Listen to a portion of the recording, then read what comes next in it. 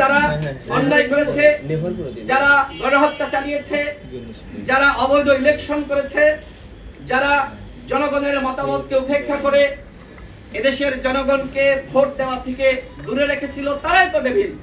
এই সরকারের মধ্যেও ডেভিল রয়েছে।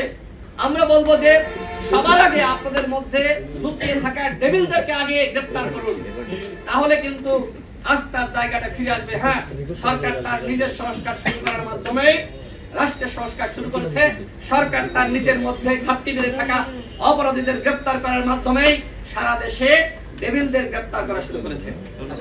এর বাইরেও যারা বিভিন্ন রাজনৈতিক দলের চাঁদাবাজি টেন্ডারবাজি করছে, এরাও ডেভিল। হ্যাঁ ভাই বলেন। আমরা ইতিমধ্যেই দেখতে পাচ্ছি যে দুই একটি রাজনৈতিক দলের নেতারা tempo stand, bus stand, truck স্ট্যান্ডে গিয়ে ব্যাপক চাঁদাবাজিতে লিপ্ত। এরা পরিষ্কারভাবে আওয়ামী সন্ত্রাসীদের মতোই ডেভিল। এদেরকেও গ্রেফতারের আওতায় নিয়ে আসতে হবে। কালকে আপনার প্রশ্ন বলেন। একটি থানায় আমরা দেখেছি আওয়ামী লীগের একজনকে, এটা পেপার পত্রিকাতে নাম চলে আসছে, আপনি দেখতে পাচ্ছেন।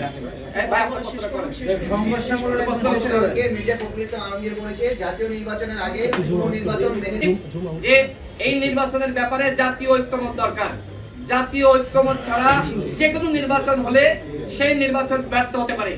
স্থানীয় নির্বাচন বলেন, জাতীয় নির্বাচন বলেন, আমরা মাননীয় প্রধান উপদেষ্টাকে বলবো যে আপনারা একটি জাতীয় সংলাপের আয়োজন করেন, সেই সংলাপে গণ অভ্যুত্থানের সকল শক্তিকে ডাকেন, সেখানেই সিদ্ধান্ত নেন যে আপনারা আসলে আগামীতে কি করতে চান, আপনাদের রোডম্যাপটা কি হবে, কবে নির্বাচন করতে চান।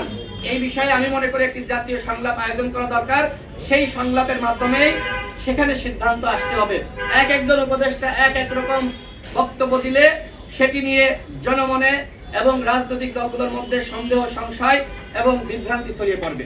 রাজনৈতিক নেতৃত্বের প্রতি মানুষের অতীতে অনাস্থা ছিল এবং এই আস্থার জায়গাটা যদি ফিরিয়ে আনতে হয়, তাহলে কিন্তু এই সরকার যে সংস্কার করতে চায়, এই সরকারের মাধ্যমে তো আসলে পুরোপুরি সংস্কার করা সম্ভবপর নয়।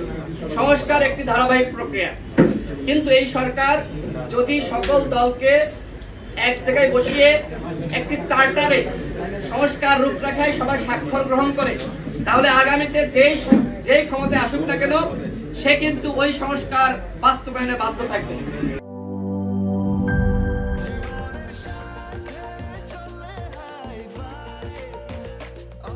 স্বাস্থ্যকর অল টাইম, সব সময় অল টাইম হেলদি লাইফ।